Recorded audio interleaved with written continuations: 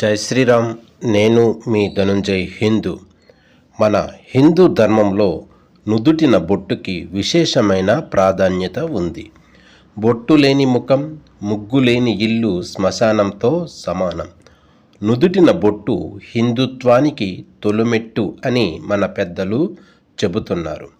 ఇంటి ముందు ముగ్గు లేకపోతే దరిద్ర దేవత ఆ ఇంటి ముందు ఏ విధంగా తాండవం చేస్తుందో అదేవిధంగా నుదుటిన బొట్టు పెట్టుకోకపోతే దరిద్ర దేవత తాండవం చేస్తుంది అని మన పూర్వీకులు చెబుతున్నారు.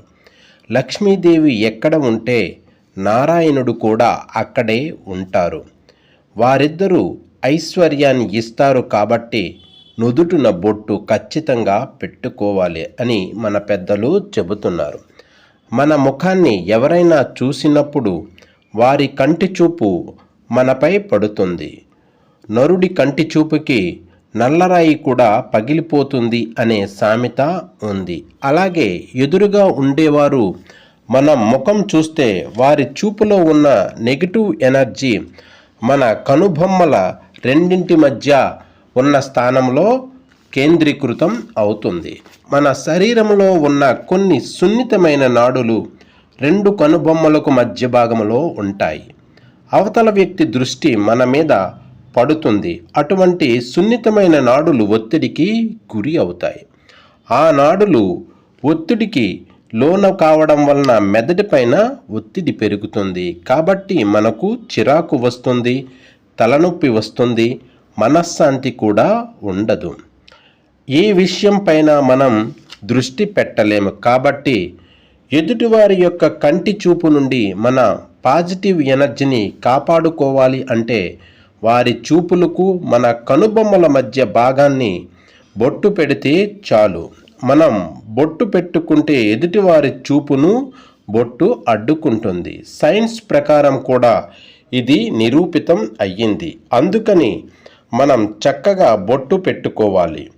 రుణబాధలు ఉన్నవారు నాగసింధూరాన్ని బొట్టుగా ధరించాలి.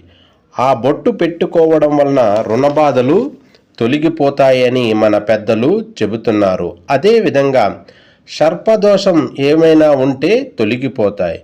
ఎక్కువగా మనశ్శాంతి లేక ఇంట్లో గొడవలు ఎక్కువగా అవుతున్నాయి అంటే ఆరావళి కుంకుమను బొట్టుగా పెట్టుకోవాలి. పుణ్యస్త్రీలు మాత్రమే కాకుండా మగవారే కాకుండా వైధవ్యం పొందినటువంటి స్త్రీలు కూడా కుంకుమను ధరించవచ్చు. దానినే గంగ సింధూరం అని అంటారు. ఆంజనేయ స్వామి వారి యొక్క బొట్టు అని కూడా అంటారు. ఆ బొట్టును వైధవ్యం పొందిన స్త్రీలు కూడా పెట్టుకోవచ్చు. ఎటువంటి తప్పు లేదు. కావున అందరూ కుంకుమను ధరించండి. మన హిందూ ధర్మానికి పట్టుకొమ్మలు మన ఆచార వ్యవహారాలే కదా. ఈ ఆచారాలను అనుసరిస్తే హిందూ ధర్మరక్షణను పొందగలుగుతాం.